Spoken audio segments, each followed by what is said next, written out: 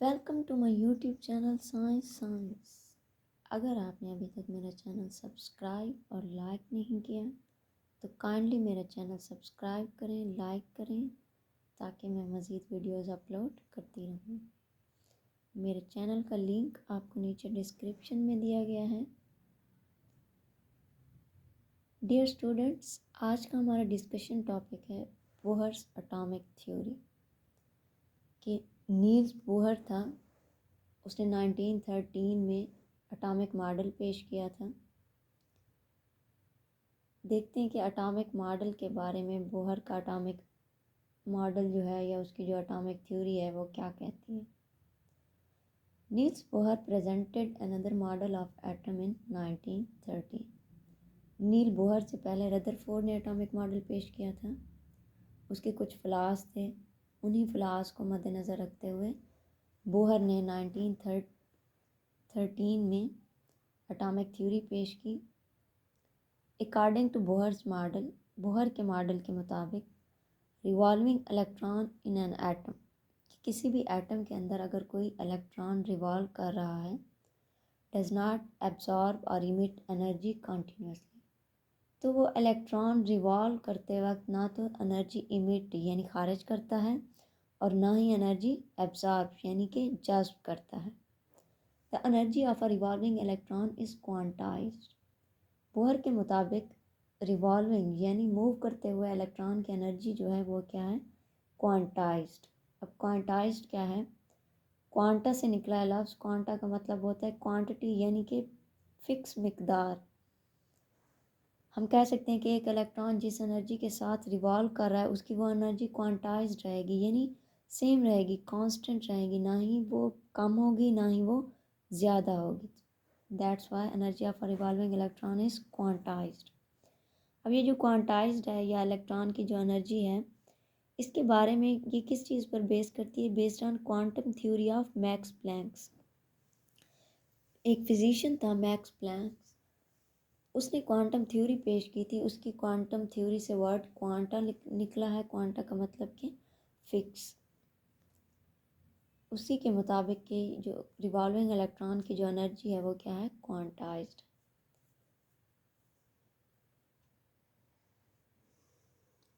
As electron revolve only in the orbits of fixed energy level, called energy levels by Bohr। हम सब जानते हैं कि atom के अंदर इलेक्ट्रॉन जो हैं वो न्यूक्लियस के बाहर रिवॉल्व कर रहे होते हैं। बस यहाँ तक पता था। बोहर ने क्या कहा कि इलेक्ट्रॉन जिस रास्ते में रिवॉल्व करते हैं न्यूक्लियस के बाहर, जिस लेवल पर रिवॉल्व करते हैं, उसको उसने एनर्जी लेवल का नाम दिया। तो हम कह सकते हैं कि हमें शेल्स या एनर्जी लेवल का जो कंसेप्ट है वो हमें किसने दिया, बोहर ने दिया। नीचे आपको बोहर के एटॉमिक मॉडल की स्ट्रक्चर नज़र आ रही है। यहाँ पर उसने डिस्क्राइब किया हुआ है कि न्यूक्लियस के बाहर जब शेल्स होते हैं तो उन शेल्स को नाम दिए गए हैं। हम सबको पता है K, L and M and N, और इनको अगर हम क्वांटम नंबर देखें 1 2 3, जिनको हम नेक्स्ट डिस्कस करेंगे। यहाँ पर बेसिकली उसने इलेक्ट्रॉन की मूवमेंट दिखाई हुई है इन लोअर ऑर्बिट में या लोअर एनर्जी लेवल में और हायर एनर्जी लेवल में। ये बात तो उसने कंफर्म बता दी है कि अगर एक ही एनर्जी लेवल के अंदर इलेक्ट्रॉन रिवॉल्व कर रहा है तो उस एनर्जी लेवल के अंदर इलेक्ट्रॉन की एनर्जी के ऊपर कोई भी फ़र्क नहीं पड़ेगा, ना ही एनर्जी उसकी कम होगी ना ही एनर्जी ज़्यादा होगी। लेकिन क्या ये उसने जो कंसेप्ट दिया है, क्या ये कंसेप्ट उस वक्त तक भी ठीक रहेगा कि जब इलेक्ट्रॉन किसी दूसरे एनर्जी लेवल में जंप करता है, या किसी हम कह सकते हैं कि इलेक्ट्रॉन अगर किसी हायर एनर्जी लेवल में मौजूद है और वो किसी लोअर एनर्जी लेवल में जंप करता है तो क्या उस वक्त भी उसकी एनर्जी क्वांटाइज्ड रहेगी। इसके बारे में भी डिस्कस किया है नील बोहर में। उसके मुख्तलिफ पास्टुलेट्स हैं। Hydrogen atom consist of only a tiny nucleus. Hydrogen atom जो होता है वो टीनी न्यूक्लियस पर मुश्तमिल होता है। उसका न्यूक्लियस क्या है, साइज में स्मॉलर होता है। And electrons are revolving in one of the circular orbit of a radius R around the nucleus. चूँकि न्यूक्लियस के अंदर, हाइड्रोजन के न्यूक्लियस के अंदर सिर्फ एक ही इलेक्ट्रॉन मौजूद होता है, तो वो इलेक्ट्रॉन जिस ऑर्बिट में मूव कर रहा है उस ऑर्बिट का रेडियस क्या है, आर है, अराउंड द न्यूक्लियस की गिर्द। यानी उसने हमें एग्जांपल दिया हाइड्रोजन एटम के एक इलेक्ट्रॉन की, क्योंकि हाइड्रोजन एटम के अंदर एक ही इलेक्ट्रॉन होता है। तो वो इलेक्ट्रॉन जब एक ही एनर्जी लेवल में कॉन्टीन्यूसली रिवॉल्व कर रहा है तब उसकी एनर्जी पर कोई फ़र्क नहीं पड़ता, ना ही उस टाइम वो एनर्जी एब्जॉर्ब कर रहा है, ना ही वो एनर्जी इमिट कर रहा है। तो उस वक्त इलेक्ट्रॉन की एनर्जी क्या है, quantized. Each orbit has a fixed energy that is quantized. अब ये जो डिफरेंट ऑर्बिट्स होते हैं या डिफरेंट एनर्जी लेवल्स होते हैं like K, L, M and N, in energy level की जो एनर्जी होती है वो भी क्या होती है, क्वांटाइज्ड होती है। As long as electron remains in a particular orbit, जब तक इलेक्ट्रॉन किसी एक पार्टिकुलर ऑर्बिट में मूव करता रहता है, इट डज़ नॉट रेडिएट और एब्जॉर्ब एनर्जी। उस वक्त ये ना ही एनर्जी को खारिज कर रहा होता है और ना ही एनर्जी को जज्ब कर रहा होता है। द एनर्जी इज़ इमिटेड और एब्जॉर्ब ओनली व्हेन, एनर्जी के एब्जॉर्प्शन या एनर्जी की इमिशन उस वक्त होती है जब when an electron jumps from one orbit to the another, कि जब इलेक्ट्रॉन किसी एक एनर्जी लेवल से किसी दूसरे एनर्जी लेवल में जंप करता है। यानी इलेक्ट्रॉन की, हम कह सकते हैं इलेक्ट्रॉन की एनर्जी में फ़र्क तब आता है जब इलेक्ट्रॉन एनर्जी लेवल में जंप्स करता है। यानी वो electron from lower orbit to higher orbit भी जंप कर सकता है। अगर वो किसी हायर ऑर्बिट में मौजूद है तो हायर ऑर्बिट से लोअर ऑर्बिट में भी जंप कर सकता है। When an electron jumps from lower orbit to higher orbit, अब जब इलेक्ट्रॉन जंप करेगा किसी भी लोअर ऑर्बिट से हायर ऑर्बिट की तरफ, यानी अगर वो लोअर ऑर्बिट के ऑर्बिट में मौजूद है, के शेल में मौजूद है, और वो जंप करता है हायर ऑर्बिट में, यानी के से वो डायरेक्ट एम में जंप करता है या एल में जंप करता है, तब वो क्या करेगा, इट एब्जॉर्ब एनर्जी।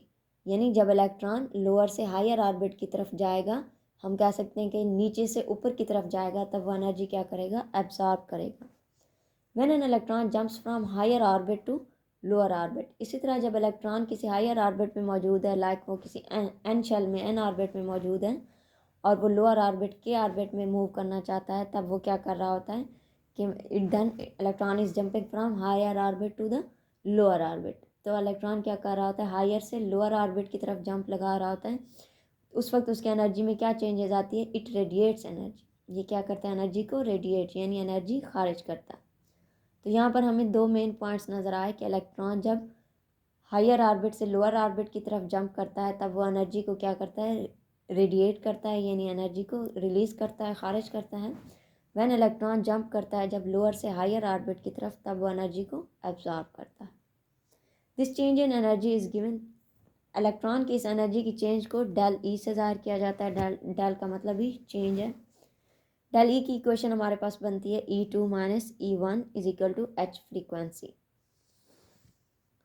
एच क्या है हमारे पास, बेसिकली प्लैंक्स कांस्टेंट है जो मैक्स प्लैंक्स ने दिया है अपनी थ्योरी में, और इसकी वैल्यू क्या होती है 6.63 इंटू 10⁻⁻34 जॉल्स। उसके बाद आता है इलेक्ट्रॉन का angular moment. Electron can revolve only in the orbits of a fix angular moment, कि इलेक्ट्रॉन क्या करता है, जिस ऑर्बिट में भी रिवॉल्व कर रहा है उसका एंगुलर मोमेंटम क्या होगा, वो फिक्स होगा, वो कभी भी चेंज नहीं होगा, उसकी वैल्यू हमेशा फिक्स रहेगी। तो किसी भी ऑर्बिट का एंगुलर मोमेंटम मालूम करने का फार्मूला क्या है, mvr is equal to NH/2π। n is the quantum number, n क्या है हमारे पास, क्वांटम नंबर होता है, यानी कि नंबर ऑफ शेल्स होते हैं जिनकी वैल्यू होते हैं हमारे पास 1 2 3। यानी फर्स्ट शेल के लिए n is equal to 1, for second shell n is equal to 2, for third shell n is equal to 3। अगर इसमें हम देखें कि mvr का क्या मतलब है, तो मास, वेलोसिटी और रेडियस। mvr बेसिकली क्या होता है, एंगुलर मोमेंटम, और एंगुलर मोमेंटम का फार्मूला क्या है, NH/2π।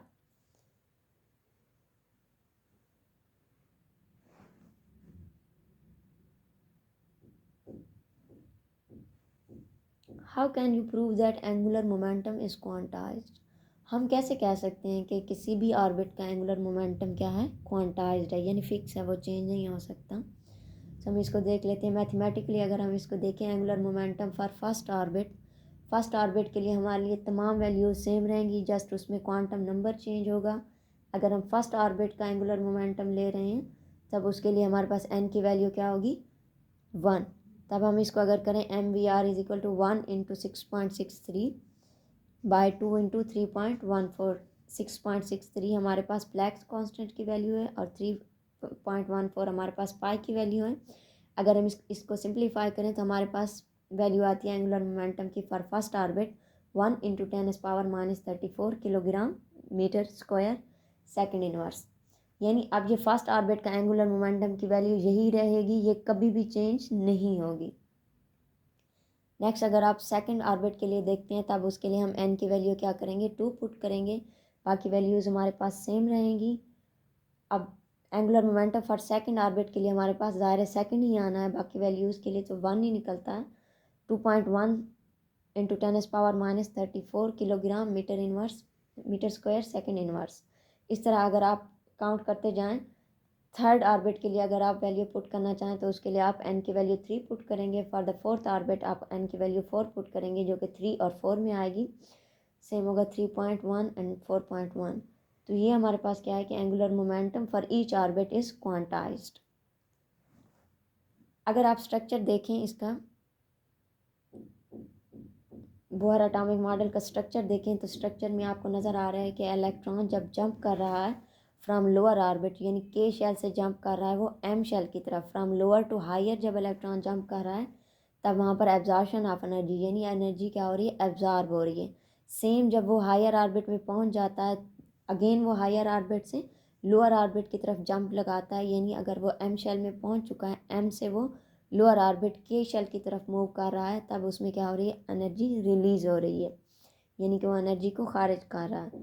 और इस दौरान डेल ई हमारे पास क्या होती है एच फ्रीक्वेंसी के, ये जो एच के बाद आपको साइन नज़र आ रहा है ये फ्रीक्वेंसी का साइन है, del E is equal to H frequency.